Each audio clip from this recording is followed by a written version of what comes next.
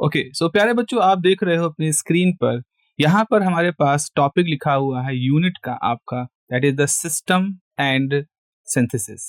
तो system and synthesis ये आपका टॉपिक है, ये आपकी यूनिट का टॉपिक है, unit number 5, energy science and engineering में। कौन से क्वेश्चन के बारे में बात करेंगे? पहला क्वेश्चन आपके पास ये है कि explain various elements of the green building, ये क्वेश्चन पूछा जाता है। दूसरा क्वेश्चन जो 21-22 में भी पूछा गया है और आगे भी पूछा जाता रहा है, संभावना भी है, explain the concept of the green building and green architecture. तो ग्रीन बिल्डिंग चाहे पूछे, चाहे ग्रीन बिल्डिंग और ग्रीन आर्किटेक्चर के बारे में पूछे, आपको इस वीडियो में उसके जवाब मिल जाएंगे। सबसे पहले हमारा सवाल आता है, what is the green building?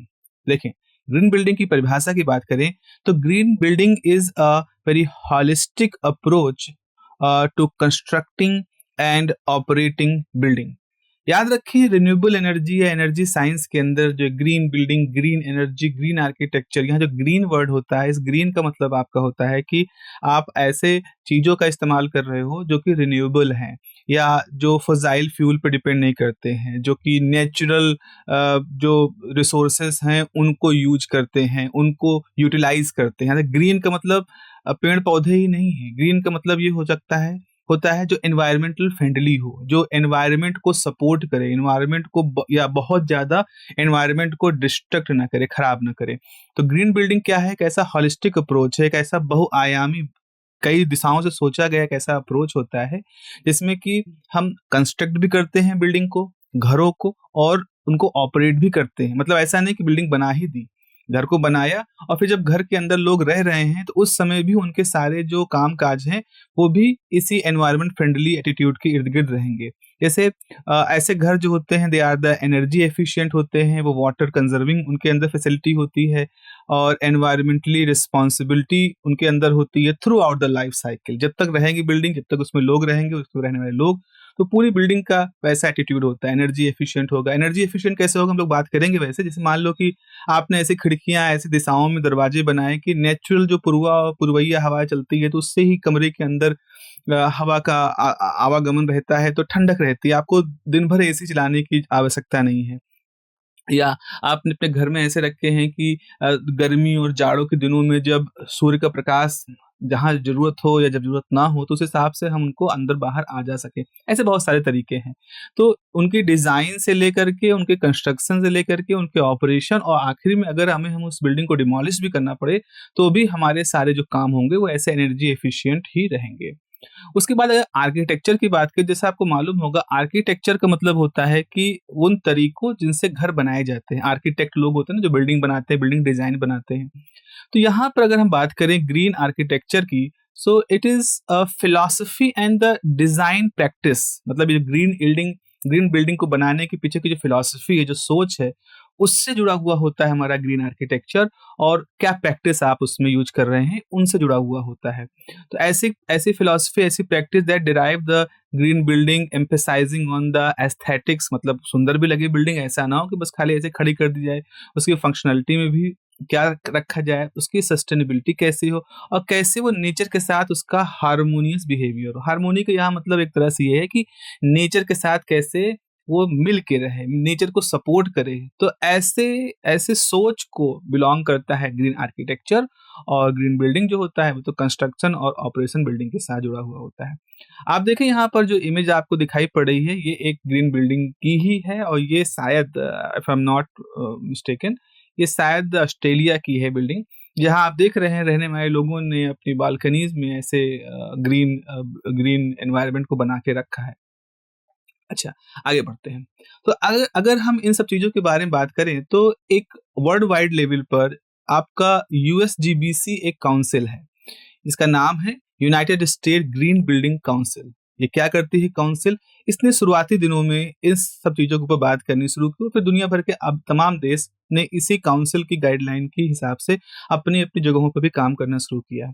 तो जो ग्रीन बिल्डिंग के लिए हमारे पास यूएस ग्रीन बिल्डिंग काउंसिल है, तो इसका एम क्या है?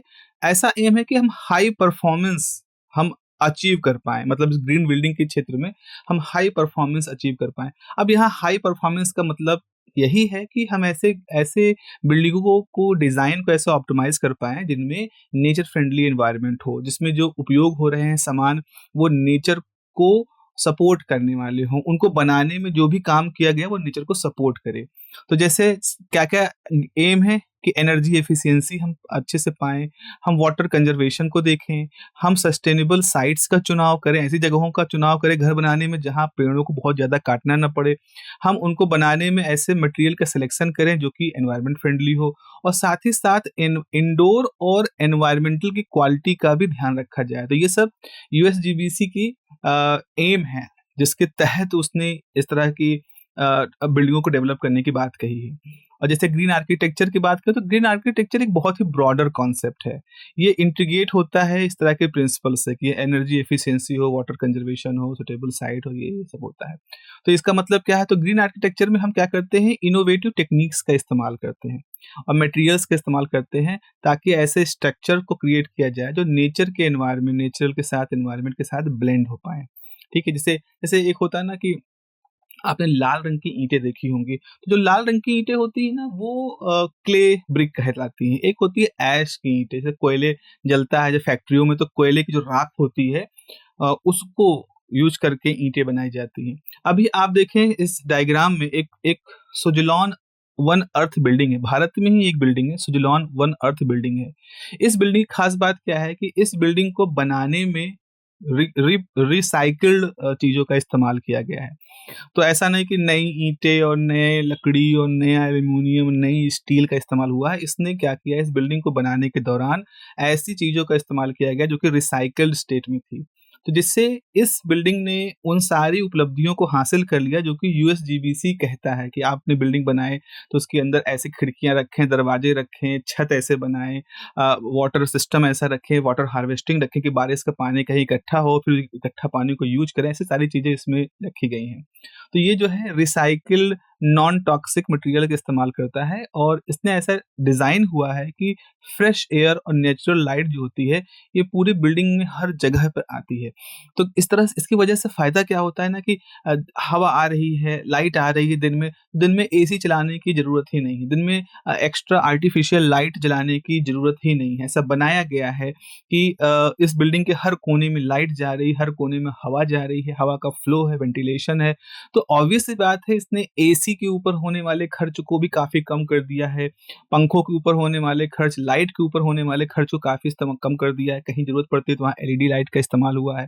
पानी ये अपनी बारिश का पानी इकट्ठा करता है और फिर उनको रिसाइकिल करके ही उसको यूटिलाइज़ करता है। तो ऐसे बहुत सारे मेजरमेंट्स इस सुज़लॉन बिल्डिंग ने लिए हैं।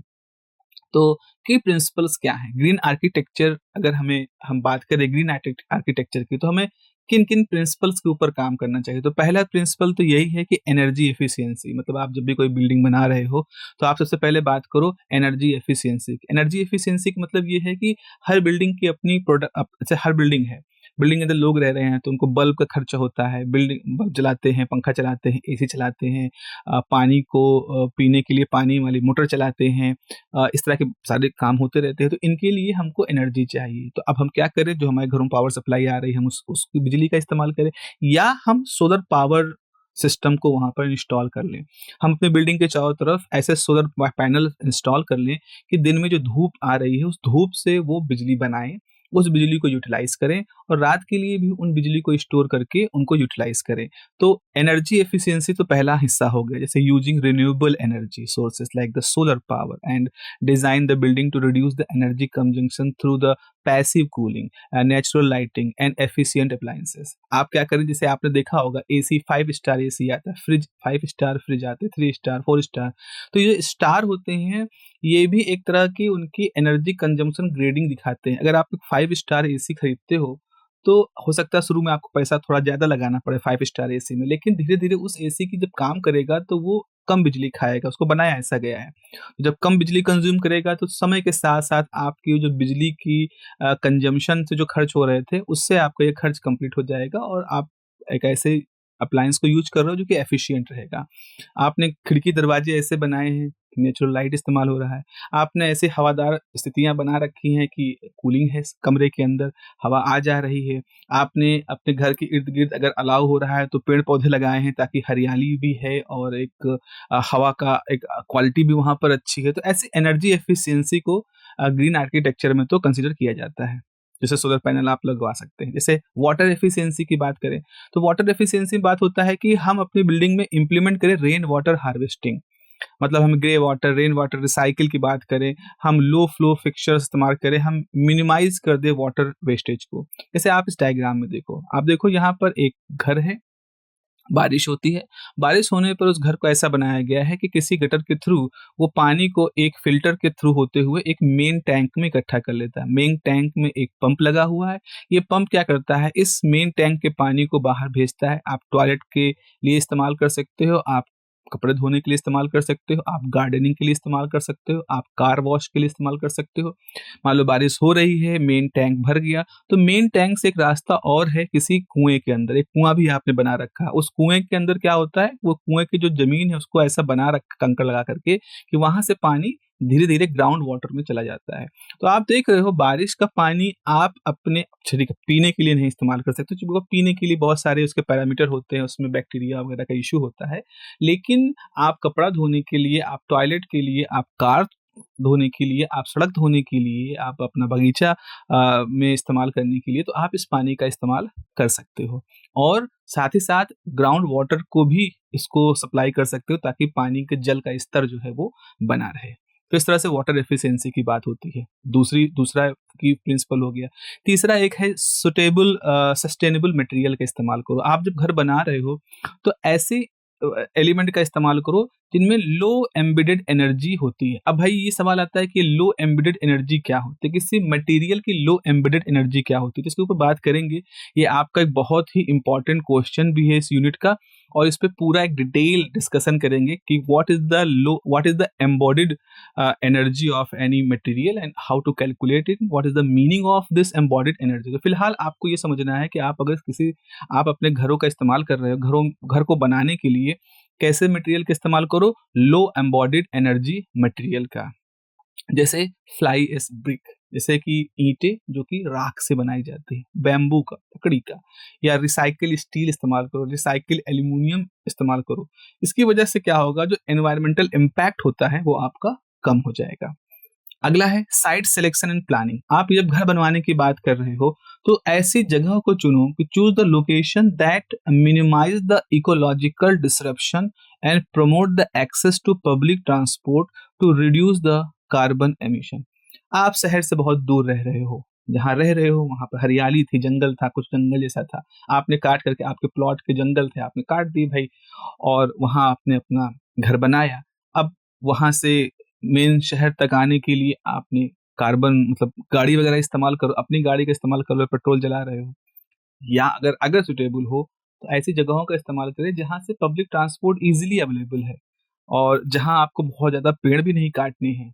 तो ऐसी जगहों की जगह पे अगर आपने साइट लोकेशन को चूज किया है तो आप वहाँ पर एनवायरनमेंट को कम से कम डिस्टर्ब भी कर रहे हो और पब्लिक ट्रांसपोर्ट का इस्तेमाल करके जो आपकी कार की जो पेट्रोल का लॉस हो, जो कंजम्पशन हो रहा था, वो आपको बच रहा है वहाँ पर।